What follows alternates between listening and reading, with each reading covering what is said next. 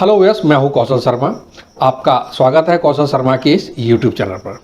Viewers, आज का video बेहद खास होने वाला है क्योंकि आज हम जानेंगे भारत के टॉप 10 बैंकों के बारे में।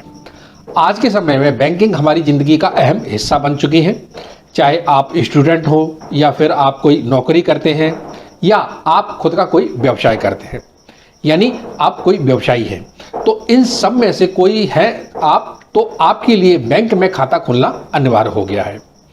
कई सरकारी योजनाओं और सब्सिडी और डिजिटल पेमेंट्स के लिए भी बैंक में खाता खोलना आज जरूरी हो गया है।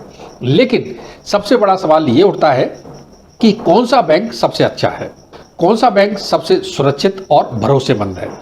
तो आज इस वीडियो में हम आपको भारत के टॉप 10 बैंकों के बारे में बताएंगे, उनकी वर्किंग कैपिटल, उनकी सुरक्षा और उन बैंकों की कुल शाखाएं और एटीएम की संख्या के आधार पर हम आपको बताएंगे कि किस बैंक में क्या पोजीशन है भारत में। तो इस वीडियो को आप अंत तक जरूर देखें ताकि आपको पता चल सके कि 2025 में भारत का सबसे बड़ा बैंक कौन सा है।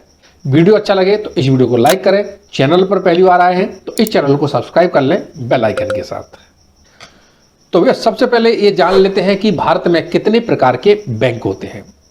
तो आपको बता दें कि भारत में 7 प्रकार के बैंक हैं।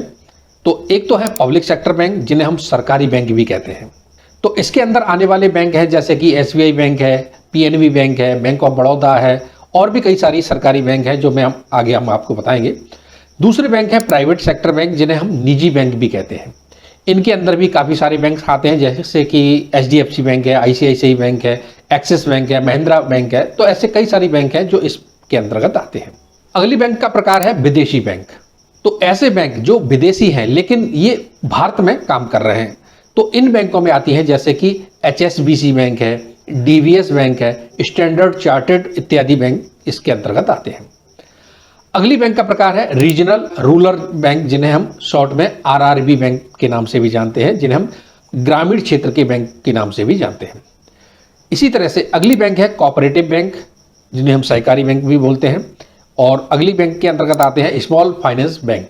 ये छोटे स्तर की वित्तीय सेवाएं देने वाली बैंक होती हैं। ये वे बैंक होती हैं जो छोटे कारोबारियों और ग्रामीण इलाकों के लोगों के लिए वित्तीय सेवाएं देते हैं।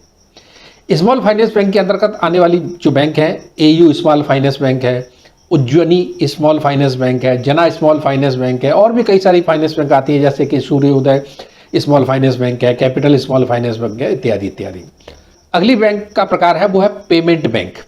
भारत में कई सारी कंपनी है जैसे कि एयरटेल पेमेंट बैंक है, फिनो पेमेंट बैंक है, इंडिया पोस्ट पेमेंट बैंक है और पेटीएम पेमेंट बैंक इत्यादि। ये सब पेमेंट बैंक के अंतर्गत आती है।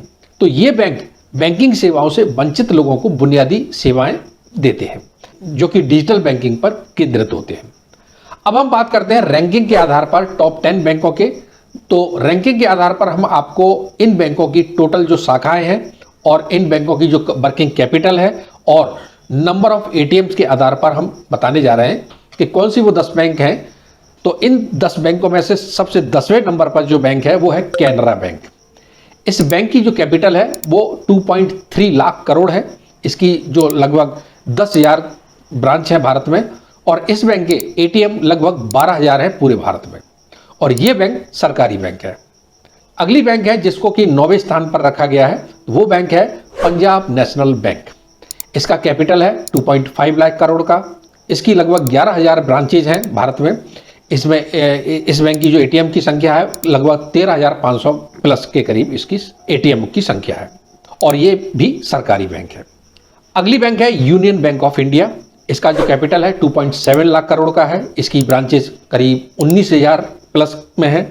इस बैंक के जो एटीएम है लगभग 3,300 एटीएम है और ये भी सरकारी बैंक है।